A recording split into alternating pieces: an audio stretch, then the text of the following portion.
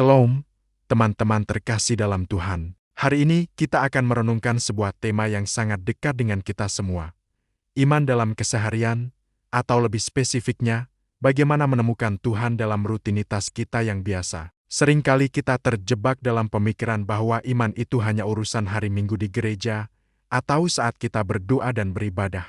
Selebihnya, saat kita di kantor, di dapur, di jalan, seolah-olah itu adalah dunia yang terpisah. Padahal, justru disitulah dinamika iman kita yang paling nyata sedang diuji. Di tengah tumpukan pekerjaan, di tengah kemacetan, bahkan dalam tugas-tugas harian yang terasa membosankan, Tuhan hadir di sana, dalam setiap detail kecil hidup kita. Mari kita buka renungan ini dengan doa. Tuhan, kami mempersembahkan hari ini, kerja kami, dan tugas-tugas kami kepadamu. Biarlah setiap hal kecil yang kami lakukan menjadi ibadah bagimu. Amin. Firman Tuhan dalam Kolose 3 ayat 23 berkata, "Apapun juga yang kamu perbuat, perbuatlah dengan segenap hatimu seperti untuk Tuhan dan bukan untuk manusia." Ayat ini ditulis untuk jemaat di Kolosa, mengingatkan mereka bahwa status sosial, apakah sebagai hamba atau tuan, tidak menghalangi mereka untuk melayani Tuhan. Ini adalah pesan yang sangat kuat untuk kita hari ini,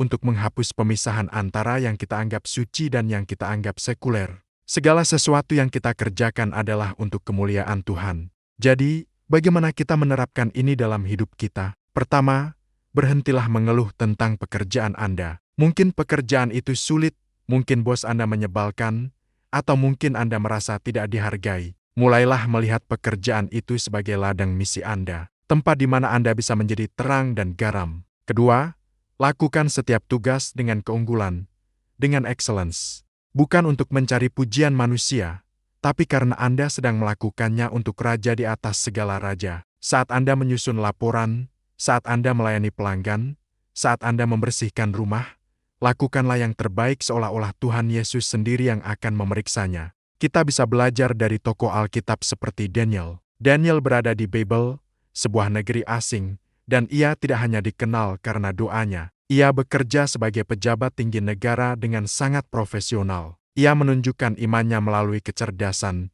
integritas, kejujuran, dan loyalitas pada pekerjaannya. Daniel tidak pernah mengompromikan imannya kepada Allah, bahkan di tengah tekanan yang luar biasa, dan kualitas kerjanya menjadi kesaksian yang hidup. Ia membuktikan bahwa iman dan profesionalisme bisa berjalan beriringan. Sebagai kesimpulan, mari kita ingat bahwa kualitas kekristenan kita tidak hanya diukur dari seberapa keras kita bernyanyi atau mengangkat tangan di gereja. Kekristenan kita diuji dari seberapa jujur kita saat bekerja, seberapa sabar kita saat menghadapi kesulitan, dan seberapa tulus kita melayani orang lain dalam keseharian kita. Itulah ibadah yang sejati. Ada sebuah kutipan motivasi yang indah, "Bekerjalah seolah-olah semuanya bergantung pada Anda, dan berdoalah seolah-olah semuanya bergantung pada Tuhan." Mari kita akhiri renungan ini dalam doa.